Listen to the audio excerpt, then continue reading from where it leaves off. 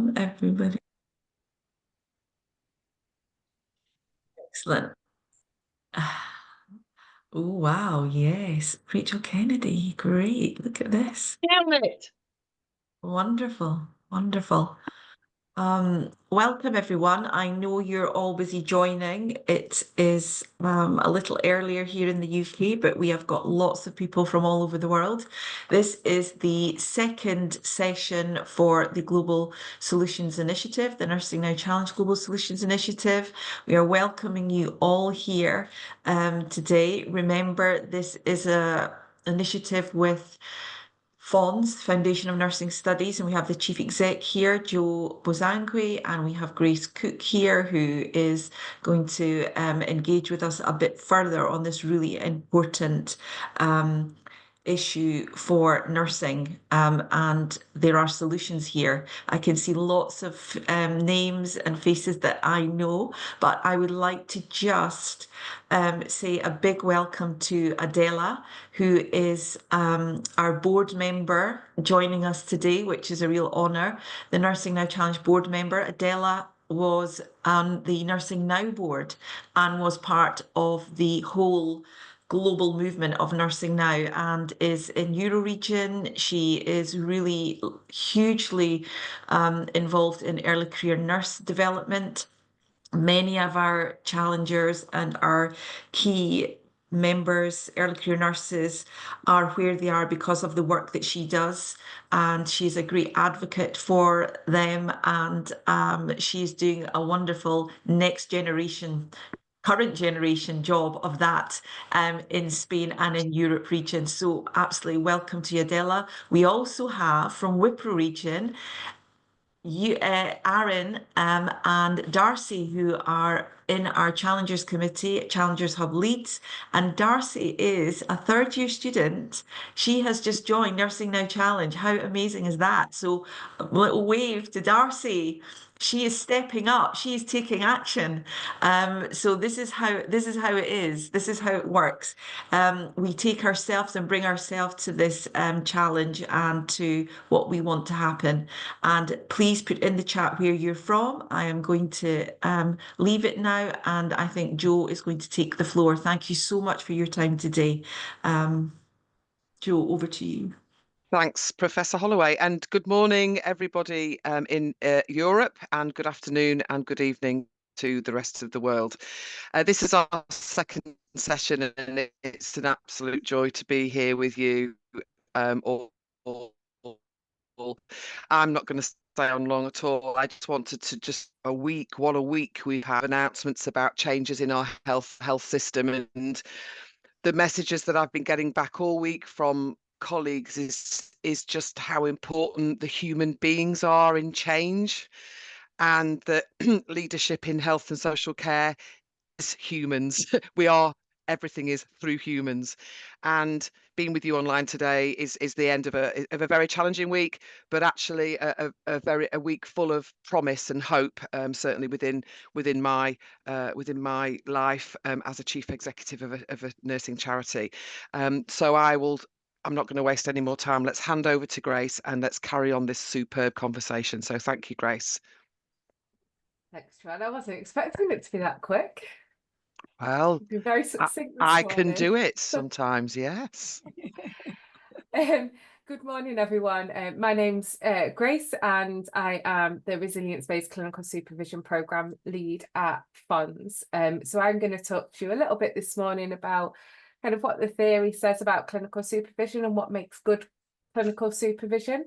And then I'm going to hand over to our brilliant speakers for them to share what their experience have been as well. I suppose both from an organisational and an individual perspective.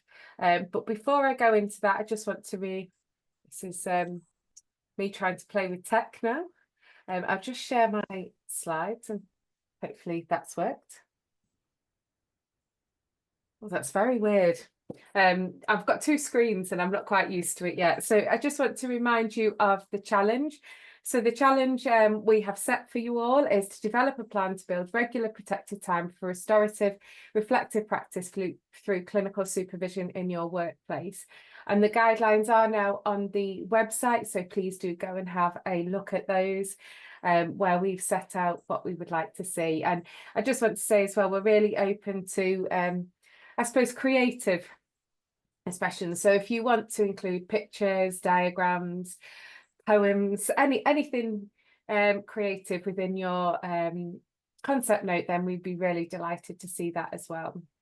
So please do go and have a look at the guidelines. And Joanne and I have been having a chat, and we were so excited really about the last session. We had so many people, and it engaged such a good conversation that we're actually going to open more than one prize up. So it will be places on our RBCS Champion and Cascade programme, but depending on time zones, it might be that people are split into different ones, but we'd like to offer 6 places, so a full programme. So there's 6 prizes available, and that includes then you being able to join our network and supporting you to do some writing up as well. So we're really, really excited about that, and hope other people are as well. So moving on then to last time, we thought about what clinical supervision was, what it wasn't, and now it's thinking about what good supervision looks like. So I'm going to share again this slide that I shared last time, which we were thinking about what supervision is and thinking about what we want the outcomes to be. So we want it to be supportive or restorative. We want it to have some level of challenge and quality assurance and professionalism in there, especially as nurses, and we want there to be a formative outcome as well, so some element of learning. But when we think about what good quality supervision looks like, so we want all of those, but Proctor says we have to start with the restorative. So if you don't have the restorative function, if you don't feel a level of support, you won't get the others. And I think that's a really key thing when we're thinking about reflective practice, that we start with the restorative, we start with the support, and we start with the relationships. And this gets me thinking about psychological safety. And often when we think about support, safety, we think about comfort, and we think about, a chat with a friend. But actually, to get the normative and formative functions, we need it to be psychologically safe, not just safe. So we need to have that level of challenge. And I wanted to share this. So rather than me talking about psychological safety, there's this video from Amy Edmondson. So if you've not heard of Amy Edmondson, she's the godmother, maybe, is that what you'd call her, of psychological safety? And this is just a very short video talking about the importance of psychological safety. And so I'm just going to play this now. Can you give me a thumbs up if you can hear it? One of the most important factors in delivering safe and effective care is psychological safety. Allow me to define that as a belief that the workplace is safe for speaking up with ideas, questions, concerns, and even mistakes. And it's a sense of confidence that your voice is valued. You can think of this as a sense of permission for candor, that the workplace is somewhere where we count on your voice being heard, because you never know when you will have had the observation that someone else missed that will be mission critical to delivering safe, high quality care. Now, I want to be clear that psychological safety is not about being nice. It's not about holding back on something you think might be unpleasant. In fact, quite the opposite. It's about candor. It's also, of course, not freedom from conflict. When you're in a psychologically safe workplace, there will be conflict. People will have different points of view, and we'll get into it, and we'll seek to understand each other's views better and come out with a better solution. Psychological safety and a psychologically safe workplace doesn't mean that all of your ideas will be applauded. And it's certainly not permission to slack off. It's not a license to whine. It's not oversharing. We still want people to be thoughtful and considerate in sharing work-relevant content. And important to mention, psychological safety isn't the goal. Psychological safety is a means to the goal, and that goal is excellence. That goal is commitment to high quality care. So it's important to recognize that for really high quality care, you need you need not just psychological safety, you also need urgency and commitment to excellence. If you don't have either psychological safety or a commitment to excellence, then you are working what I call the apathy zone, where your heart isn't in it, you don't much like your colleagues, and you're just not giving the work what you could give it.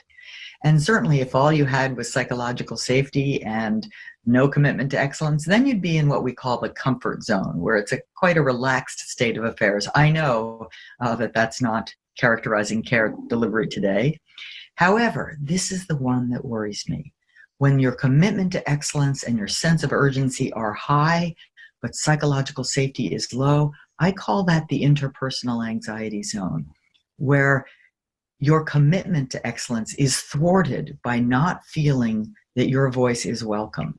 So finally, if you have both psychological safety and a commitment to excellence, that's the learning zone, that's the high performance zone. That's where problems get solved day in and day out, especially in healthcare delivery.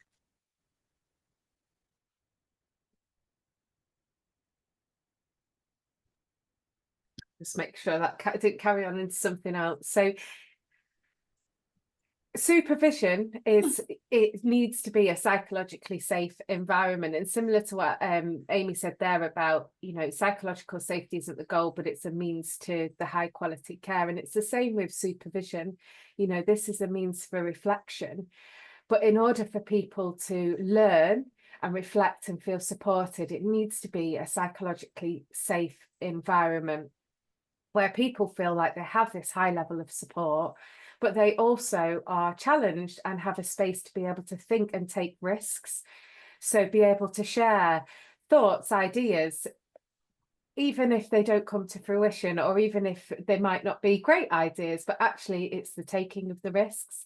And in order for it to be a space where you learn, clinical supervision needs to have that psychological safety.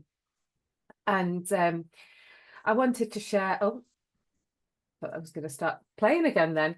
I wanted to share, I did my master's dissertation on resilience-based clinical supervision. And as part of that, I looked at what do people find good about supervision. So I think I said last time, the general consensus through the research is that clinical supervision is a good thing, and there's lots and lots of different models out there. So I looked at what is the similarities between all these bits of research, what is it that people are wanting and finding beneficial from these. And really, it came down to relationships. So the relationship with the facilitator, feeling like it wasn't a moaning session and it was facilitated well, and having that really good relationship, and within the groups as well.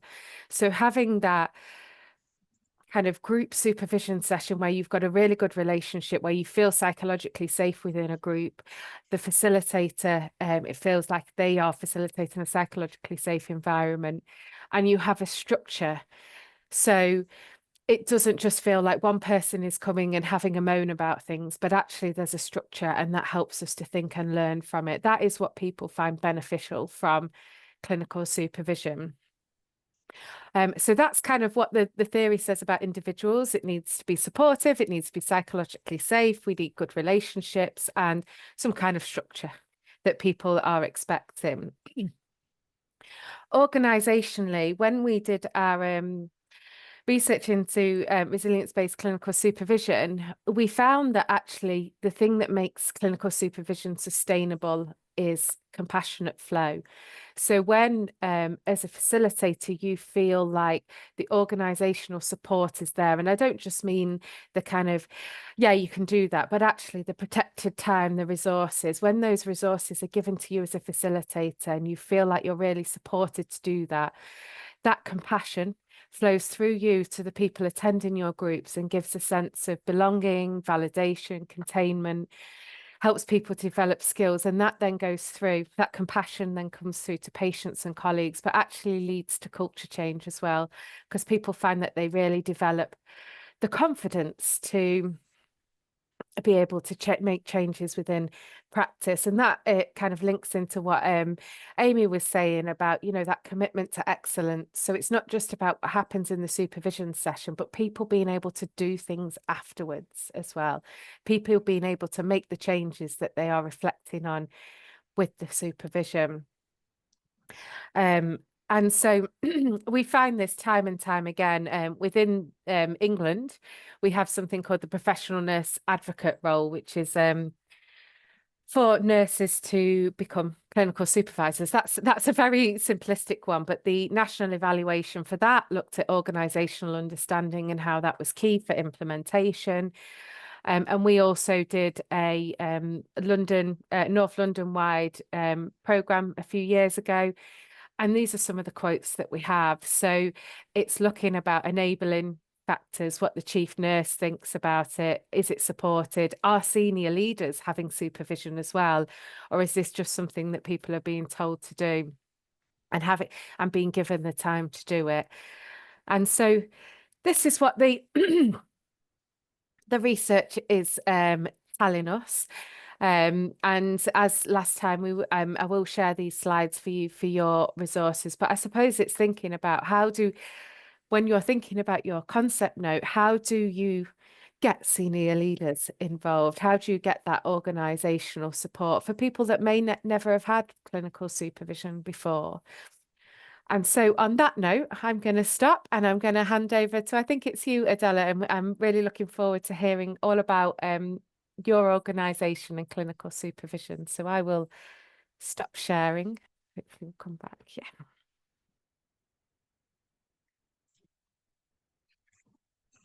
So thank you very much for inviting me to participate in this conversation and in this webinar.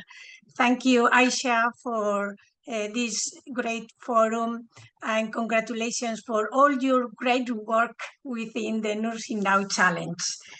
The context that we have in healthcare is changing rapidly, and we have a global shortage of nurses. And besides of that, patients are more demanding with more empowered positions. So that creates a quite complex context in healthcare and in high technology hospitals and community hospitals and other healthcare centers. So for my point of view to start is that the clinical supervision, clinical supervision is the formal provision of that relationship that makes possible daily life in the hospitals. Those roles, those nurses are the professionals in charge of making possible the daily activity in many of our healthcare centers, hospitals included. But from my point of view, I don't like much the word of supervision, because that word includes the component of evaluation, no? And I think those roles goes beyond of evaluative component. I think those are part of the managers and globally, and also here in our context, in Spain. I agree with Amy and with Grace with all what she said, about the theoretical background of those roles, the need of having that commitment, commitment for excellence, and be balanced with psychological safety, So from my point of view, is a better concept is clinical facilitator.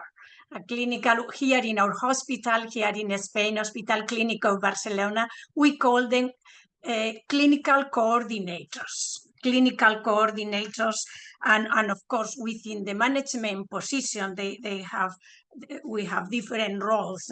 We have the head nurses, the middle managers, and the strategic managers. And those roles of the coordinators are responsible for developing evidence-based practice, to create also the possibilities for professional development to the staff. So traditionally, those roles were focused on task, but nowadays they focus on a more broad perspective. And of course, traditionally we were saying our institutions are patient-centered care, but nowadays we also put the staff in the center of that organization. So that's what we are working in our institution, and those roles are in charge of strategic management, networking, creating and maintaining the healthy relationships among the healthcare team. They are in charge of implementing change in a rapid way. We had a great experience 5 years ago with the pandemic of COVID-19. Those roles are in charge of ensuring modernization, all the digitalization, artificial intelligence, the SDGs, planet health. So those roles are very critical in the hospitals, and they are not easy because they are in the middle of all the change of management. They are in direct contact with the staff and with the patients and their families. So without those roles, the hospitals cannot keep going, for sure. Therefore, what are the competences of those clinical facilitators? From the point of view of that they have the ability to keep working the hospital or the institution in a successful and efficiently way towards the excellence. So those nurses have very broad competencies that are learned more than from the classroom traditional learning approach. Nowadays, they have a versatile learning approach based on motivation and commitment, but also self-directed learning based on mentor support and coaching, group interactions, assistance to seminars, conference, and the Nursing Now Challenge is also a good way to have those competencies of knowledge, skills, and attitudes. And from my point of view and experience working as a chief nurse officer in this hospital, and I was also in management at New York University Medical Center for many years ago, I think those activities are in 4 areas. Those competencies are based on 4 dimensions.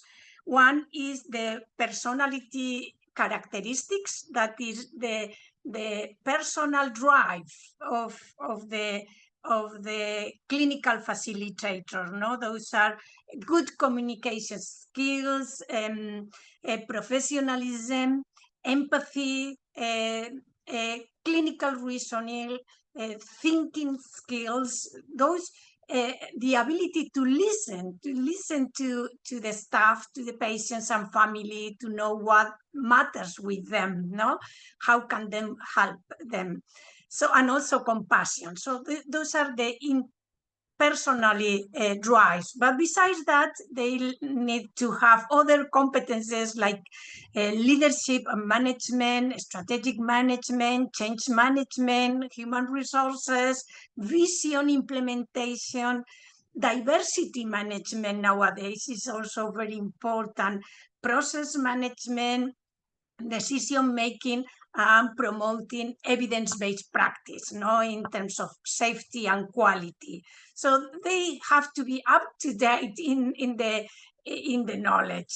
Besides that, the third dimension are technical and clinical skills like person-centeredness, financial skills they need to have as well, because nowadays everything is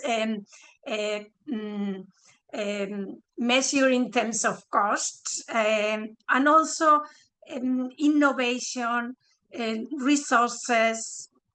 And the fourth dimension from my point of view is collaboration, no? So we have the personal characteristics, the second is leadership and management, the third are the technical and clinical skills, and the fourth dimension of a good clinical facilitator is collaboration. All the words starting by co-design, cooperation, relationships development, developing opportunities for the staff, inter or transdisciplinary teamwork, of course, promoting a supporting work environment with that psychological safety component is very important. So that's what is our framework of competences. And of course, we do evaluation of our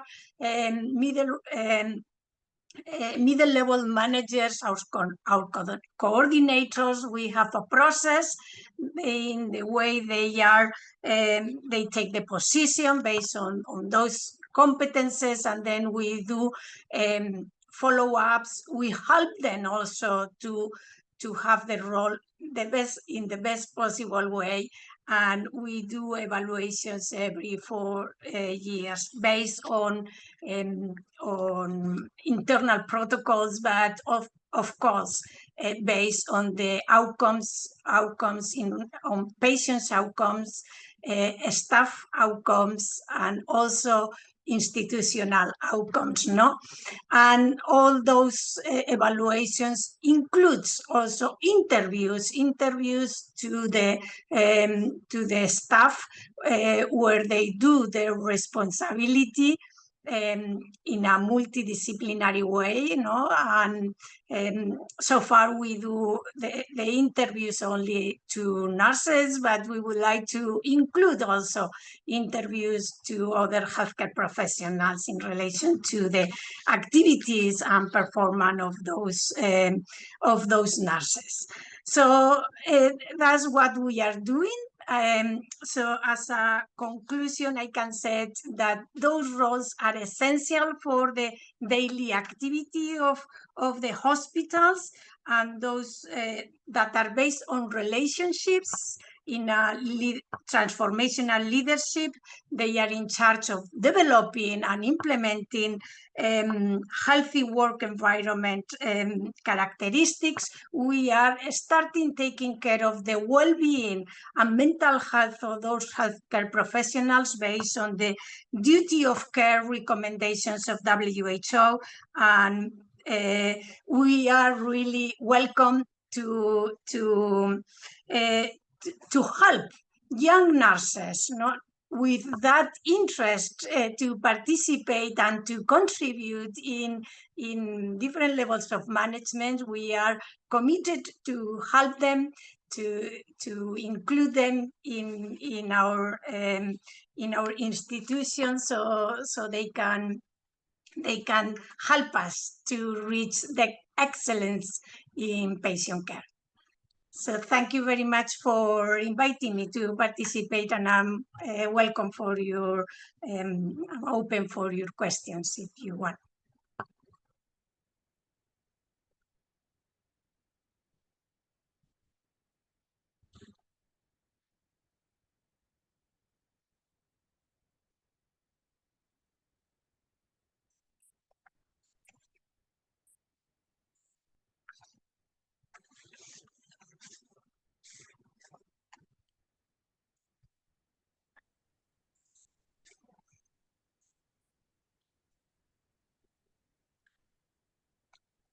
That was wonderful, Adela. Thank you so much. If anyone's got any questions in the chat, please just put your hands up. Anyone? Oh, Mutia. I hope I'm saying your name correctly there. Yes, thank you, Ms. Aisha. Actually, I would like to ask about the explanation before, and regarding the competencies of clinical instructor or maybe clinical supervisors. And here we are talking about the implementation, the flow before about the reflective based care system. And I would like to ask, how does courage to take action as inspired by RBCS and manifest in real clinical scenarios? Because in Indonesia, to be an clinical instructor, we have to be trained first in preceptorship program, it is to be called. And I would like to know about how in the Barcelona hospital maybe, and also the London hospital maybe, is it the specialistic training to be an clinical instructor? Thank you. Thank you, Mutia, for this question. And the training of those roles are in different ways. Historically, it was here in Spain, in our hospital, in Barcelona, in Catalonia. Historically, was based on formal education at the academic level. And that maintains fundamental, because at the universities they have excellent programs, master's degree in leadership and management, with all the components of the different dimensions, and in terms of knowledge and skills skills. But we realize that that is not enough. We need also other elements based on the real experience of participating on those activities. No, so my recommendation for early career nurses first is, of course, get all the knowledge from the universities if you are interested in management, no? So master's degree, master's in business administration, all of that, or in leadership, that is essential because will give you the knowledge. But besides that, I will recommend you to have, probably you have a mentor, no? But to have somebody that will guide you and will allow you to have the experience, the lived experience, the clinical experience, no? Starting with the small roles, no? Always building up the to a higher level of competency, no? But you need to have also that experience, and that experience is being gained through participating in research groups, doing research, for instance, or participating in the implementation of new protocols or new standards of care or innovation, to be involved in the daily activities of the hospital, from the lowest level to the highest levels, and participating, of course, in decision making, going to conferences.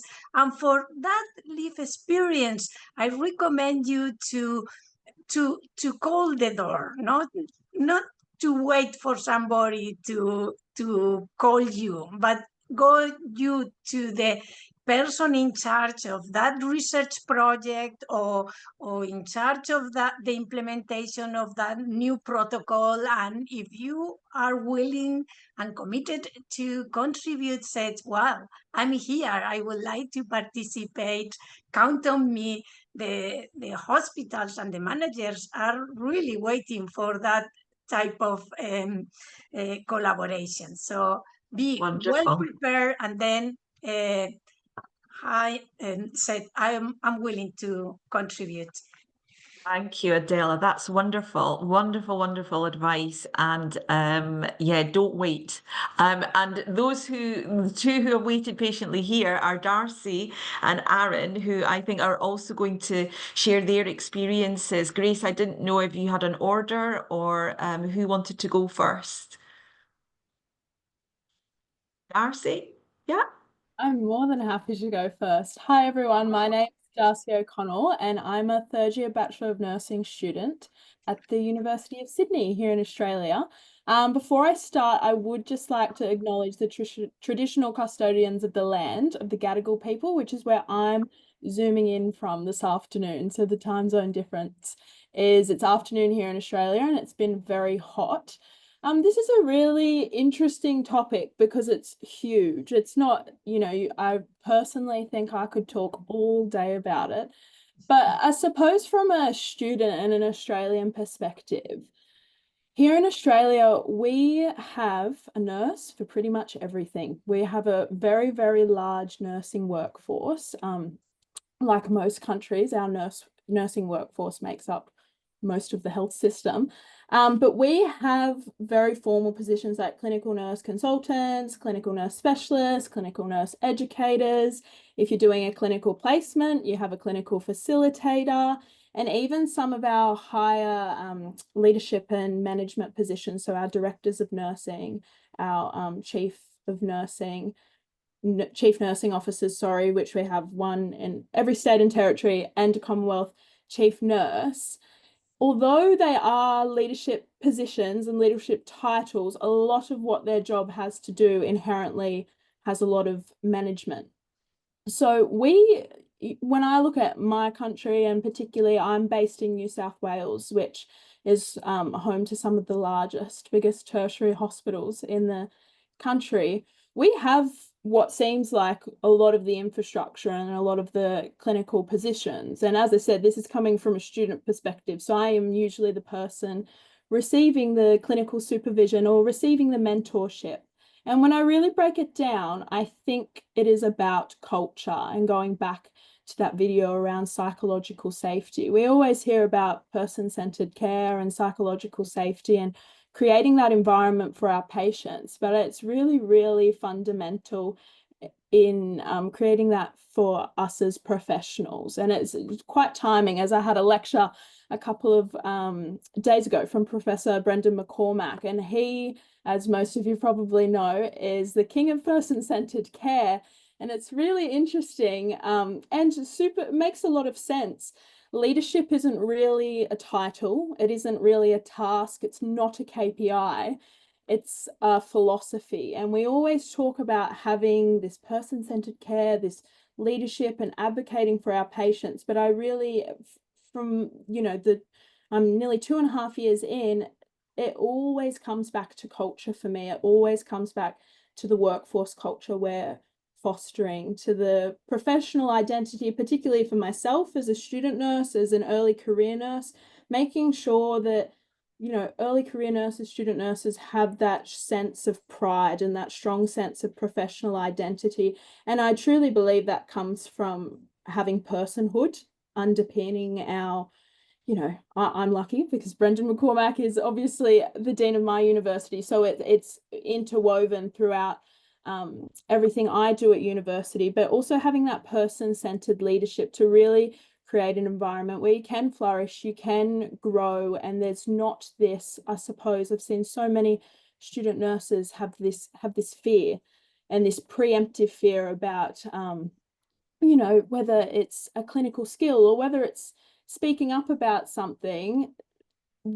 We tend to be quite reserved.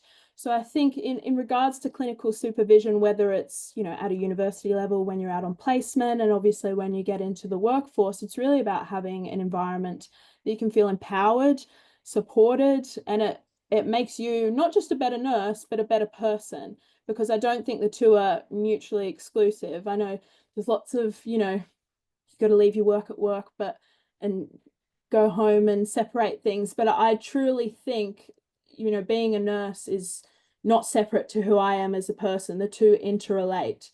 But yeah, look, I could go on forever, but it's a really, really interesting topic. And I do think it's definitely the future of nursing is all our culture and the environments we create for one another and ourselves.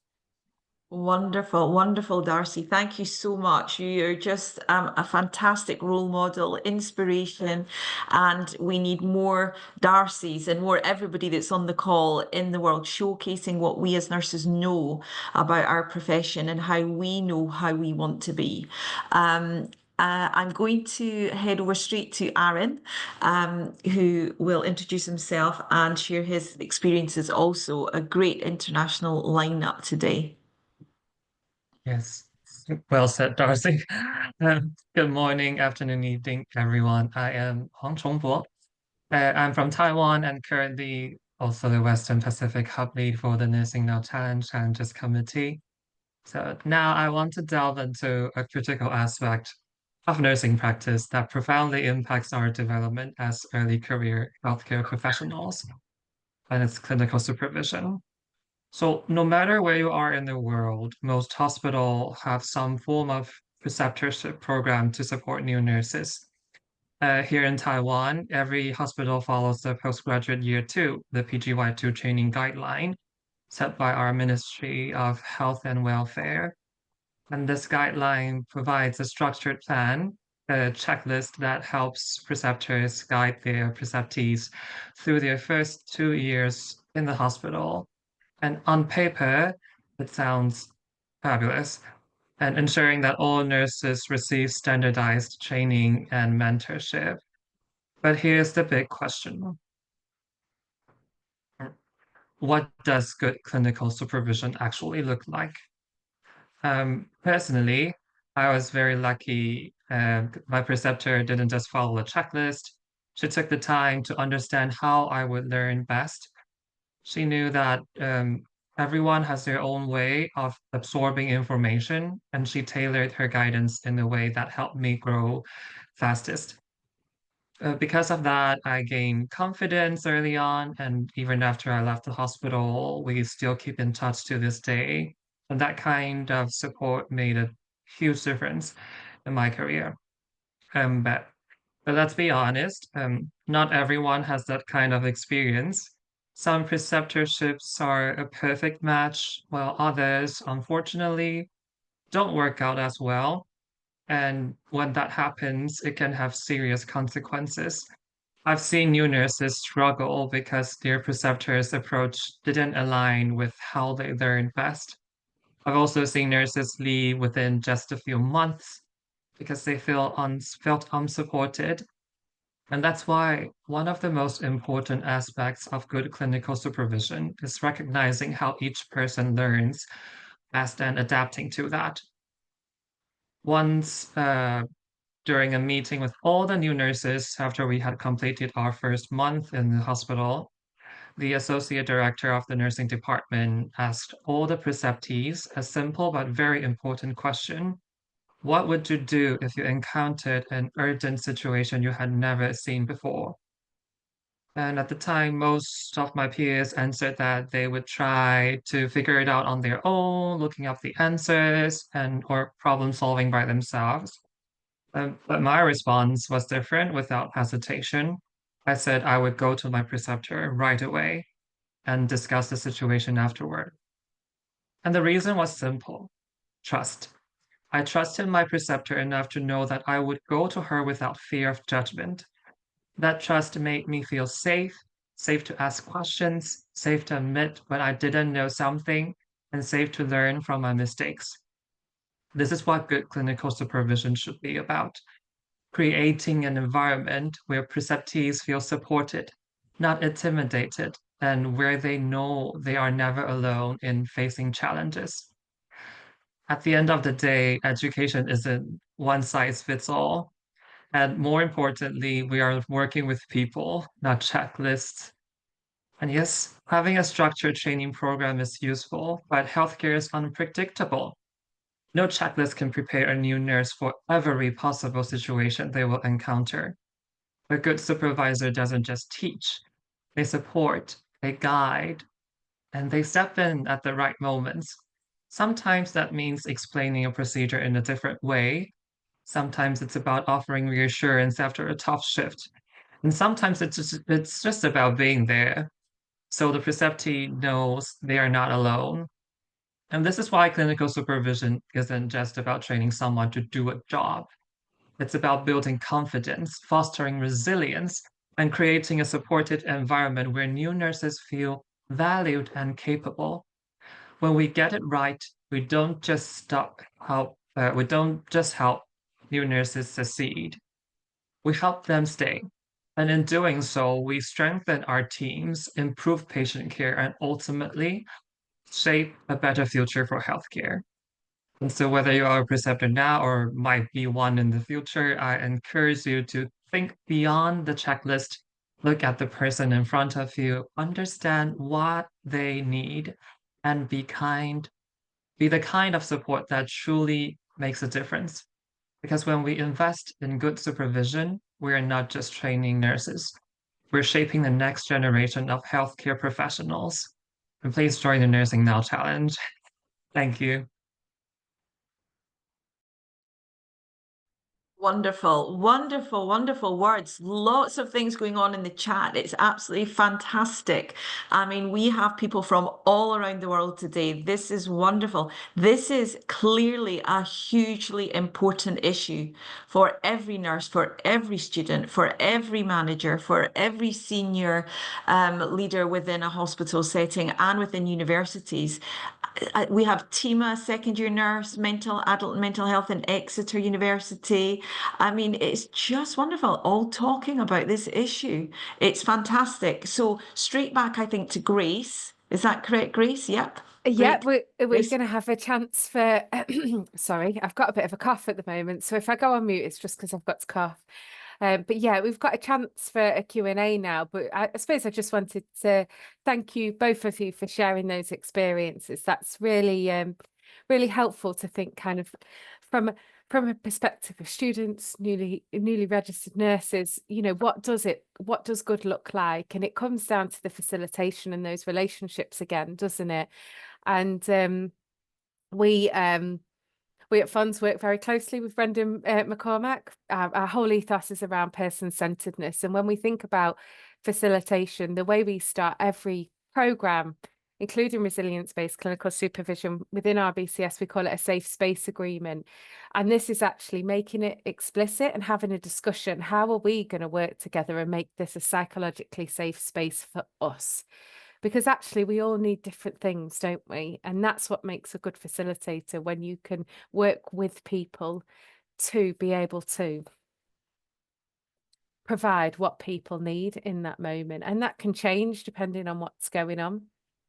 So yeah. Excuse me, sorry. I can see, Grace, thank you. Your words are resonating. There's a couple of comments actually from the first one. Can I just go back to, is from Tima, who is a second year MSc adult and mental health nurse, who said she finds clinical facilitators very approachable and wealth of information during clinical placement. Thank you, Darcy, that was insightful. Please, can nurses on the ward receive current expectations of students' required competency and proficiency to achieve? It supports our confidence during clinical skills and person-centered care. Now, here's the thing. This is a student telling us what they want. I mean, come on, people, we need to get, and the thing is, we're on this call because we're interested in this. It's the people who are not on this call. So there's a lot of work to be done, isn't there, of sharing this work, the importance of it, not getting in the echo chamber of us all being comfortable because we know what the answer is, we know what the solution is. So, Tima, if you're a student at your university, please maybe mention Nursing Now Challenge or FoNS to your lecturers or your university, and this is a great opportunity for them to be involved. The other lovely was Mutia, who is she's joined the session because of the specific topic about clinical supervision. I'm currently appointed to be nursing coordinator and having a hard time to maintain the quality of fresh graduate new nurses.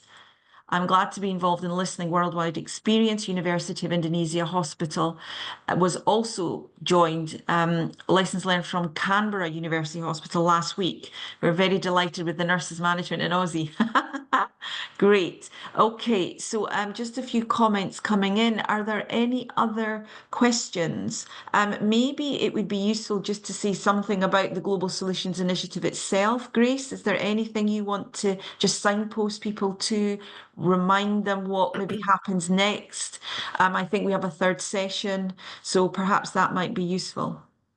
Yeah, and I think I was just thinking then, Aisha, actually, the third session is going to be really useful in these things that you're coming up with, because what we're going to focus on for our third session is how do you influence clinical supervision? How do you influence your university? How do you influence the organisation that you work with? And really think about actually how do you sell it to them almost? Because as Aisha said, we don't want this to be an echo chamber, and that is what the concept note we want you to do is. So for the challenge itself, we'd like you to think about, what would the benefits of clinical supervision be for you and your area and the people that you work with? And then how are you going to influence that? How are you going to talk to your university? How are you going to talk to the people that you need to influence? Because actually, wherever you are based, it will be different people, won't it? That you need to influence. So we are going to be focusing on that for our next session and our last session. So hopefully you will be able to join us for that, and we can really think about, we've talked about the benefits, we've talked about what good looks like. So now we need to get it there, don't we? So has anyone got any other questions before I hand back over to Joanne to do a summary? I have a question. Is it okay if I Yeah, go for it. Yeah. Thank you to all the amazing speakers today. I'm from the United States, and I've had some amazing clinical supervisors and have participated in some really great sessions, and it's shaped who I am today as a nurse midwife. Currently, I'm working in India in a private maternity hospital in a semi-urban rural area. And my role is to support the nursing staff as well as support midwifery here at this hospital. It doesn't have any. And when I'm thinking about implementing clinical supervision here, I'm thinking the thing that comes to mind is huge cultural differences in what's, okay and acceptable to speak about in the Western world, about our feelings, about our emotions, about how we thought about something, and what's okay to speak about in the Southeast Asian countries, right? Women are taught not to express their feelings. They just take something and they put it away and they move on with their life because life is just a series of things, right? And so I'm trying to put the two in my head and how to facilitate effective clinical supervision here when I don't even know if the nurses that I work with would be comfortable breaking that down. So I wanted to ask a question to see if you have any experience with, developing countries in Southeast Asia, working with cultures where, typically people don't debrief situations like this.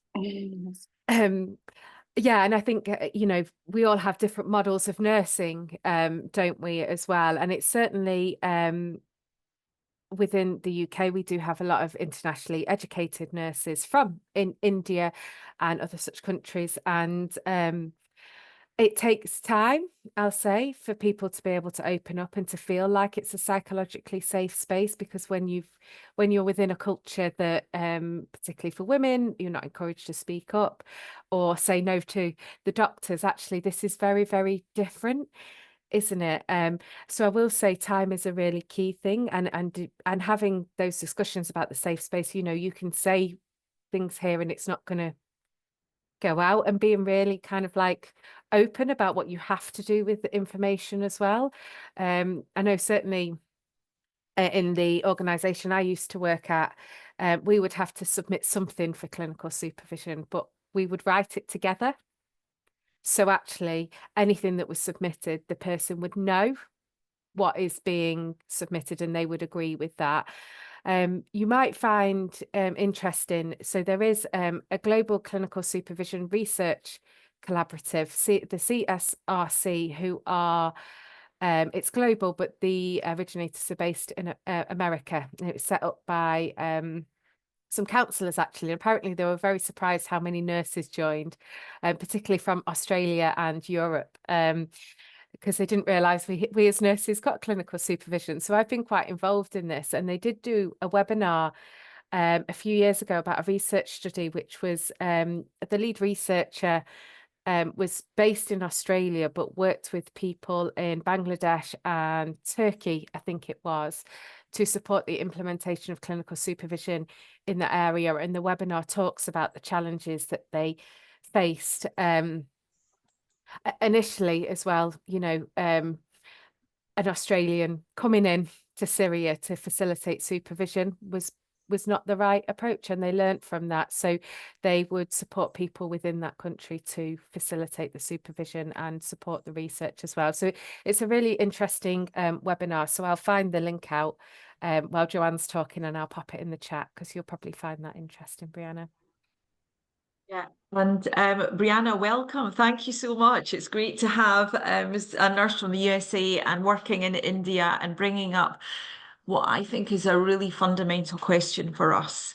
And even here in the UK, where the diaspora is growing, we are a multicultural, I mean, it's so obvious, but seems to be missing from many people's kind of mindsets in terms of we are a multicultural world. It doesn't matter where we are. It's the new word, glocal. It's not new. I've been reading about it this week. I mean, it's great. I was thinking that I should write a piece on it because local and global, for many years, I've been talking about how the two are the same. But we have to be really aware of each other's cultural place and the lens that we are trying to engage with topics and not make it colonial in any way and co-produce, etc. Adela is desperate to get in. I'm going to let her in here. Come on, Adela. We've got a couple of minutes. I've got 2 minutes left. So thank you, Aisha. Sorry, I didn't have the button to raise my hand sorry. on the computer. So and another instrument that Brianna can use in India is the duty of care report from WHO that is a call for the institutions to take care of mental health and well-being of healthcare professionals. We have a shortage of nurses. Our nurses have a high level of stress, anxiety, and so on. Many of our nurses are leaving the profession. So that could be an instrument to open, in the context of India, the discussion and the conversation about well-being of healthcare professionals. The report is called The Duty of Care, that the duty of care is the duty of the institution. Excellent. And I've put it in the Zoom chat also with also the Global Care Compact is the other one. So I think I've put that in there too. So Brianna, those are things that will be really useful. I have to say, and I am biased, but WHO is always my first stop for any information, documents, anything. It is world class. And sadly, under a little bit of the spotlight because of, you know, things that are going on. But WHO, start there and then work to, you know, wider evidence. Their reports, they are sensational at putting together evidence-based, top quality documents for us to guidelines for member states, and they do phenomenal work. Much of the work just never gets out there, and I always say to my students, start at WHO and then go to the wider empirical evidence with your scoping review, etc. Okay, Joe has just put professional wellbeing and workplace environment make the biggest difference in retention. The end. Drop the mic. Okay, so that is it for today, I think. Joe, did you want to say bye-bye? That's it, really.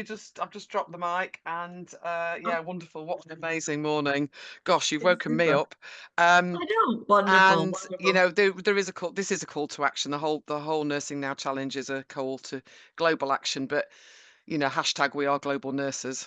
Yeah, So exactly. yeah, can't The wait end. for next time. So yeah, please put it in your diaries, and yeah, 4th of April. let's keep talking. Yeah. Absolutely. Thank you, Lovely. everybody. Thank you, everyone. Thank you to our Thanks, speakers. everybody. Grace, Adela, Aaron, Joe, Darcy, her maiden engagement. Let it be you next time. And to our Nursing Now Challenge members who are all here today also, we have Hazel, Clinton, lots of people, Rachel Kennedy, I know that name, and many new people. So please, if you're new, check out Nursing Now Challenge, check out FoNS, and join this global community. Thank you so much for your time today. It's recorded. Share it with your colleagues and friends, and see you all soon. Thank you. Bye. Bye. Bye. Bye. Bye.